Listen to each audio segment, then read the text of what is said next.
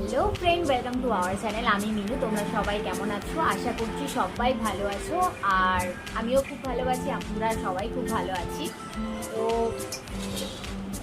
আমার হচ্ছে কিনা দিদির হচ্ছে কিনা হেয়ার ফল্ট হচ্ছে প্রচুর, তো সেই কারণে একটা প্ল্যান করা হলো যে কীভাবে মানে অয়েলের সঙ্গে আরও কিছু সব মিক্স করে যাতে আমাদের হেয়ারটা ভালো হয়। তো তোমরা ভিডিওটা পুরো দেখতে থাকো, লাইক অ্যান্ড সাবস্ক্রাইব করতে থাকো। আমার চ্যানেলটাকে ভালোবাসো, আমাকে ভীষণ ভালোবাসো, আর আমিও তোমাদেরকে খুব ভালোবাসি। তো চলো ভিডিওটা দেখতে থাকো, আমরা কি বানালাম, কি দিয়ে অয়েলটাকে রেডি করলাম, আর হেয়ারের জন্য ওটা কতটাই হচ্ছে কিনা সুফলদায়ক। তো চলো দেখতে থাকো ভিডিওটা। লাইক সাবস্ক্রাইব করতে ভুলো না, লাইক সাবস্ক্রাইব প্লিজ করে দিও। তো চলো টাটা, দেখতে থাকো ভিডিওটা। আমরা নিয়ে নিলাম কারি পাতা। দেখতেই পাচ্ছ এই কারি পাতাগুলো কিনে আনা হয়েছে। এই অয়েলটা বানানোর জন্য অনেক কিছুই লেগেছে।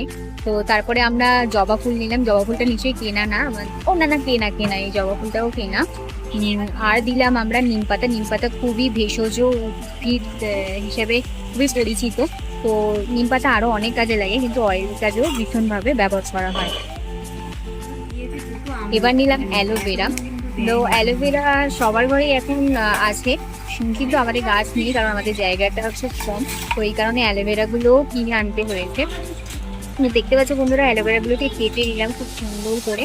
অ্যালোভেরার সাইডগুলো খুব কাটা কাটা থাকে, তো সেই কারণে আগে সাইডগুলো কেটে নিয়ে তারপরে অ্যালোভেরাগুলো ঠিক করে কাটতে হয়। এরপরে দুর্বা ঘাসগুলো আমাদের পাশেই ছিল, তাই ওখান থেকে তুলে আনা হয়েছে।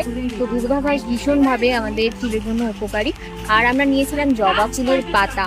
তো জবা ফুলের পাতাগুলো দেখতে পাচ্ছ কত সুন্দর চকচক করছে। তো এগুলোকে প্রথমে ধুয়ে নেওয়া হয়েছে, এরপরে আমলকি নেওয়া হয়েছিল। আমলকিগুলো বেশ ফ্রেশ ছিল। তো শীতকালে প্রচুর আমলকির দাম কম হয়, তো তোমরা শীতকালে আমলকি বেশি নিতে পারো। আর হচ্ছে আমরা দিয়েছিলাম অনিয়ন। আর এটাকে কি বলে? মেথি না, মেথি দিয়েছিলাম। আর কোকোনাট অয়েল কিনে আনা হয়েছিল।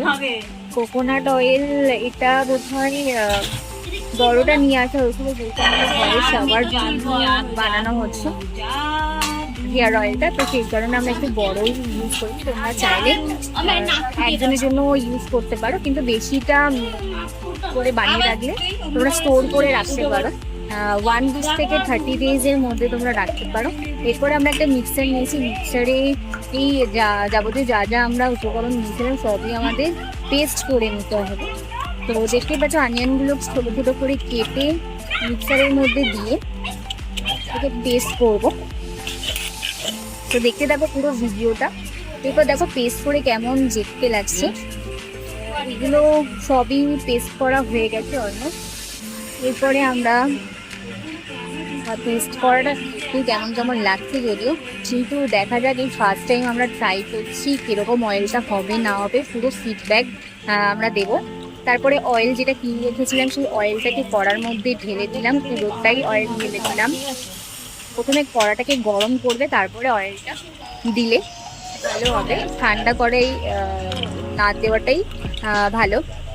দেখতে পাচ্ছ অয়েলটা পুরো ঢালা শেষ হয়ে গেলে আমরা এরকমভাবে ঢেলেছিলাম। তোমরা চাইলেই পুরো মুখটা একটুখানি কেটে নিয়ে অয়েলটাকে ঢালতে পারো, তাহলে সুবিধা হয়। আর আমরা যেহেতু এরকমভাবে একটু লেট হচ্ছিল, তো তোমরা কেটেই ঢালো। এরপরে অয়েলটা পুরো গরম হয়ে গেছে।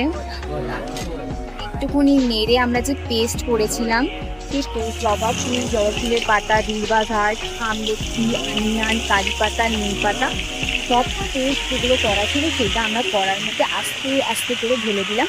কিন্তু দেখতে পাচ্ছ এই যে ফেনাটা উঠলো, এই ফেনাটা ওঠার কারণেই একটা, যে দুর্বা ঘাস দিয়েছে।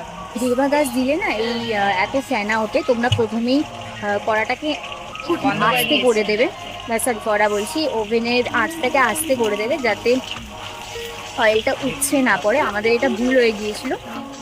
তো এরপরে দেখো পুরো অনেকক্ষণ ধরে ফোটার পরে যে অয়েলটা আমরা হোয়াইট কালার অয়েল ছিল সেটা পুরো লালচে ভাব একটা এসে গেছে। এবার এই পুরো ফোটানো অয়েলটাকে আমরা ছেঁকে নেব ছাঁকনি দিয়ে। একটু বড় ছাঁকনি হলে ভালো হয়, বড় জায়গায় ঢালবে, ডিরেক্ট বোতলে ঢালতে যাবে না, তাহলে চারিদিকে ছড়িয়ে ছিটিয়ে যাবে। তো সেই কারণে একটা বড় জায়গায় ঢেলে নিয়ে আগে তারপরে বোতলে ঢালতে যাবে স্টোর করার জন্য। আর দেখতে পাচ্ছ যে অয়েলটা গ্রিন গ্রিন কালার হয়ে যাচ্ছে, গ্রিন রেড একটু কালার হবে। প্রথমে প্রথমে ফেনা হচ্ছিল প্রচুর, কিন্তু অয়েলটাও অনেকটা নষ্ট হয়েছে। তোমরা মানে ওভেনটাকে আস্তে করে তারপরে ওই পেস্টগুলো দেবে, তাহলে এতটা ফেনা হবে না। এবার অনেকটা ফোটার পরে আমরা মেথিও দিয়েছিলাম, ভুলে গেছিলাম। অনেকটা ফোটার পরে মেথি আমাদের চুলের জন্য ভীষণভাবে উপকারী। তো দেখতেই পাচ্ছ ওই যে পেস্টগুলো দিয়েছিলাম কেমন কালচে রঙের হয়ে গেছে। এরপরে আমাদের অলমোস্ট রেডি হয়ে গেছে। এরপরে আমরা এটাকে ঠান্ডা করে নামিয়ে নেব।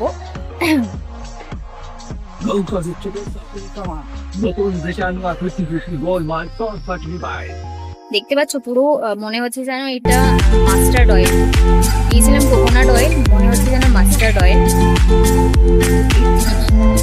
পুরো পেস্ট যখন আমরা ছাঁকনি দিয়ে ছাঁকছিলাম ছিল গোবর। যাই হোক, আমরা রেডি করলাম, তখন অনেকটা রাত হয়ে গেছিল। দেখতে পাচ্ছ কতটা হয়েছে অয়েলটা, অনেকদিন চলবে। তোমরাও ঘরে ট্রাই করতে পারো। এবার এইগুলো আমরা বোতলে ট্রান্সফার করে দেবো। তোমরা ছাকার সময় না ছাঁকনি না নিয়েও একটা পাতলা কাপড় নিতে পারো। কাপড় নিয়ে সেটা আরো সুবিধা হবে, কারণ অনেকটা পেস্ট থাকে তো সেই কারণে ছাঁকনিতে পড়ে যায়। আর ছাঁকনিটা না যে হোল্ডগুলো বন্ধ হয়ে যায়, যার ফলে বড় কাপড় নিলে সুবিধা হয়। দেখতে পাচ্ছ অয়েলটা পুরো রেডি হয়ে গেছে। তো কেমন হলো অয়েলটা তোমরা নিশ্চয়ই জানিও, লাইক কমেন্ট শেয়ার করো। আর এই অয়েলটা আমরা এখনই অ্যাপ্লাই করবো, করে সকালবেলায় মাথা শ্যাম্পু দিয়ে ধুয়ে নেব।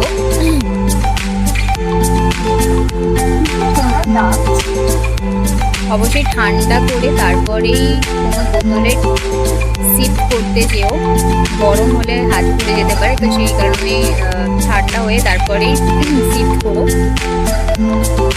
এখানে ভাগাভাগি হচ্ছে, বোতল 3টে বোতল হয়েছে, দিদির একটা, আমার একটা, আর দিদির মেয়ের একটা। তো এটা কতদিন চলবে জানি না, কিন্তু মনে হচ্ছে অনেকদিন চলবে, কারণ আমরা তো রেগুলার অয়েল লাগাই না হেয়ারে। আর রেগুলার অয়েল লাগানোটাও ঠিক নয়, সপ্তাহে একদিন তো অনেকটা দিনই চলবে। তো তোমরাও ঝটপট এগুলো যেরকমভাবে করলাম সেরকমভাবে তোমরাও ট্রাই করতে পারো। আমার মনে হয় যে ভালোই রেজাল্ট পাবে। আর আমরা অ্যাপ্লাই করে দেখি কেমন হয়।